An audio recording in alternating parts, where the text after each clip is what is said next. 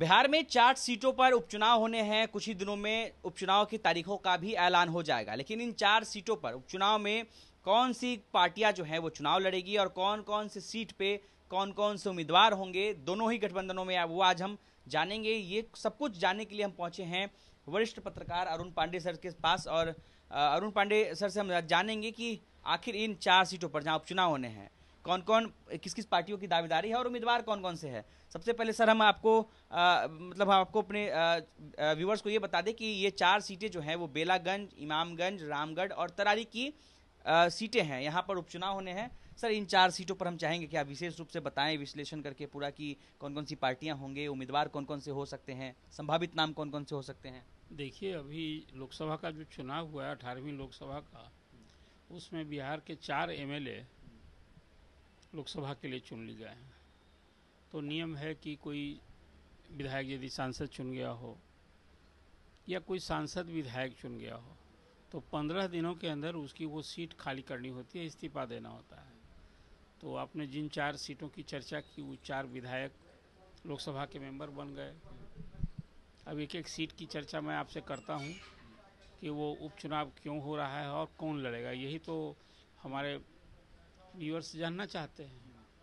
तो पहली सीट है इमामगंज, जहाँ से केंद्रीय मंत्री अभी हैं जीतन राम मांझी, जो बिहार के मुख्यमंत्री भी रह चुके थे, वो जीते हैं वहाँ से। तो वो सीट खाली है अभी, तो वहाँ से चुनाव होगा उस सीट के लिए। तो अब ये बड़ा इंटरेस्टिंग है कि इस चुनाव में जो 3 सीट है बिहार में महागठबंधन की सीटिंग, और एक सीट एनडीए की थी, जो जहाँ मांझी की मैं चर्चा कर रहा हूँ, वो हम में अभी हम के संस्थापक संरक्षक हैं। तो एक सीट तो एनडीए का यहाँ से लड़ना तय है सीटिंग के हिसाब से।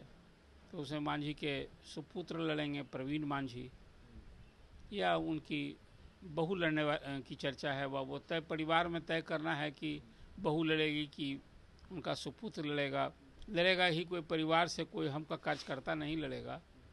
अब वो मांझी जी को तय करना है या परिवार से तय, मतलब बेटा या बहू कोई हाँ। हो सकता है। हाँ। तो वो सीट के लिए यही स्थिति है। अब सवाल है कि यदि मांझी वहाँ से लड़ते हैं तो कोई विपक्ष का उम्मीदवार भी होगा ना। तो आरजेडी से, तो वहाँ महागठबंधन की ओर से आरजेडी के उम्मीदवार स्पीकर रहे हैं उदय नारायण चौधरी। अच्छा, अभी वो पार्टी के राजद के, हाँ, प्रदेश उपाध्यक्ष भी हैं। मतलब लड़ाई जोरदार होने वाली है। हाँ, देखिए, ये चारों सीट के लिए बड़ा दिलचस्प लड़ाई होगी, संघर्ष होगा। आसान न तो एनडीए के लिए भी है कि वो सीट, जो सीटें हैं उसके ऊपर कब्जा रखना। देखिए, इमामगंज सीट रही नहीं है। इमामगंज सीट तो आपको याद होगा कि वो मखदूमपुर से लड़ा करते थे, और पिछले चुनाव में इमामगंज से वो बड़ा स्ट्रॉन्ग एंटी इनकम्बेंसी फैक्टर था उदय नारायण चौधरी। तो वहाँ से मांझी को जीत मिली। तो स्थिति हो गई कि उस बेलागंज की बात करते सर। बेलागंज में देखिए, वहाँ अभी राज्यसभा के, ये लोकसभा के जो सदस्य जीते हैं जहानाबाद से, सुरेंद्र यादव बिहार के मंत्री भी रह चुके हैं वो, और राजद के कद्दावर नेता हैं इलाके में। उनकी भी एक बाहुबली नेता की छवि है।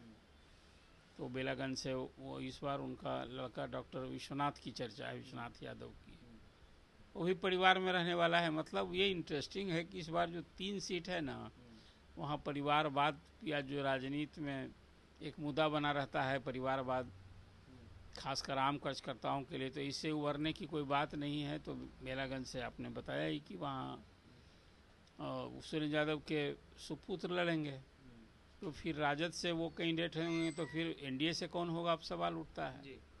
तो एनडीए से जो अभी चर्चा है वहाँ कि मनोरमा देवी एमएलए भी रही हैं, उनकी चर्चा है कि वहाँ से वो चुनाव लड़ सकती हैं।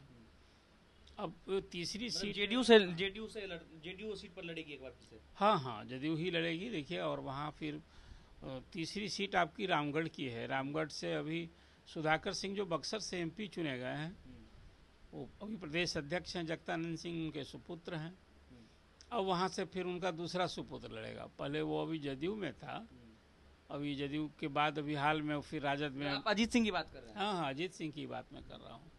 तो वहाँ से अजीत सिंह का लड़ना तय ही है। आप जान लीजिए चुनाव के पहले ही तो जो दल बदल हुआ था ना, उसकी पृष्ठभूमि लोग तभी से क्यास लग रहा है। अब सुधाकर जीत गए बक्सर से, तो वहाँ से रामगढ़ की जो सीट खाली हुई है उनके जो भाई लड़ेंगे वो तय ही दिख जब रहा है। अजीत सिंह लड़ेंगे, पिछली बार रामगढ़ का अगर चुनाव देखें तो काफी दिलचस्प रहा था। 58,000 कुछ वोट जो है वो सुधाकर सिंह को मिले थे। 57,894 वोट जो है वहां से एक बीएसपी को उम्मीदवार थे अंबिका सिंह, उनको मिले थे। और अशोक सिंह जो कि बीजेपी के उम्मीदवार है, उन्हें 56,000 कुछ वोट मिले थे। यानी कि मुकाबला काफी एकदम कांटे की, हाँ, आसपास का था, कांटे की लड़ाई थी। तो अब वहाँ अभी जिस ढंग से आपने अभी चर्चा की, अशोक सिंह को वहाँ मुख्य उम्मीदवारी में भी थे, वो फाइट में थे, तो संभव, हाँ, तो संभव हो फिर बीजेपी उन पर भरोसा करे, फिर अशोक सिंह को वहाँ कैंडिडेट बनाए और अंबिका सिंह फिर बीएसपी से लड़ सकते हैं। हाँ, तो इसलिए कुल मिलाजुलाकर वहाँ की लड़ाई ऐसे ही होगी। अब वो एक चौथी सीट जो आपने चर्चा की तरारी की, आरा के सांसद हैं सुदामा प्रसाद, उनके इस्तीफे से वो सीट खाली हुई है।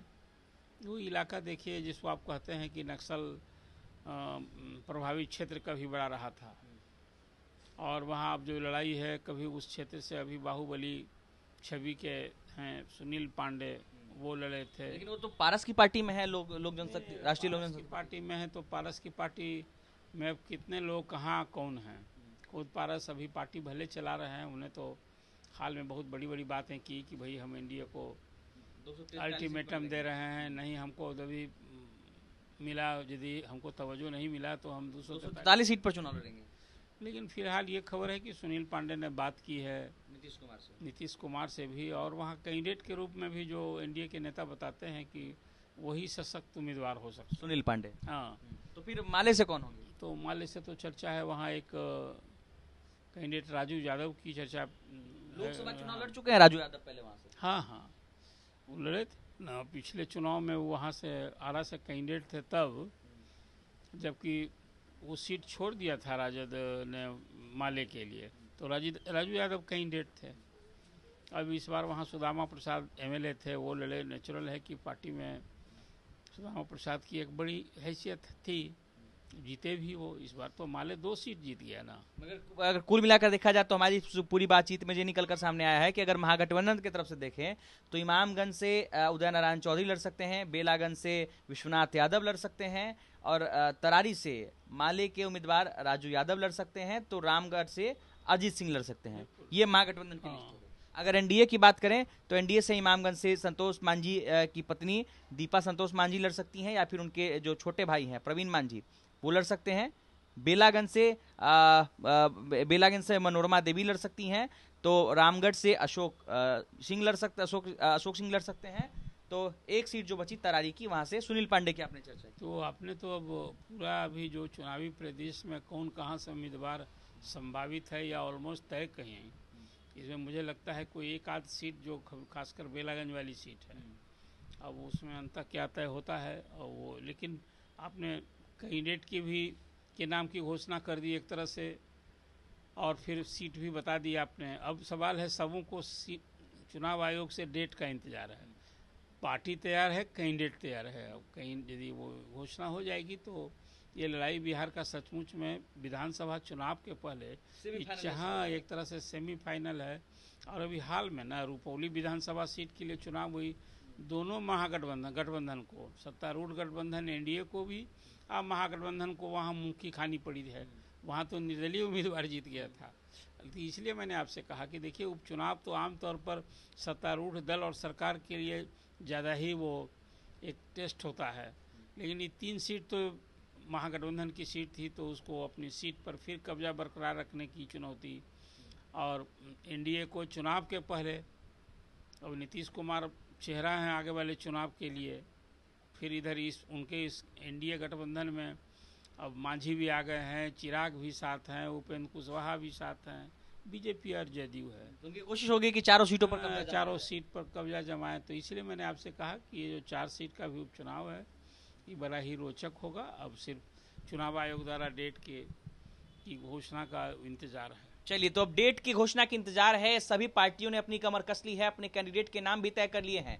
कौन कौन सी सीट पर कौन कौन सी पार्टी चुनाव लड़ेगी और कौन कौन से उम्मीदवार होंगे, ये जानने की हम कोशिश कर रहे थे। इस वीडियो में हमारे साथ वरिष्ठ पत्रकार अरुण पांडे सर थे। उन्होंने विशेष विश्लेषण करके इन सभी सीटों पर जानकारी दी है कि कौन कौन से उम्मीदवार चुनाव लड़ने के लिए तैयार हो चुके हैं। अनिकेत कुमार, बिहार तक, पटना।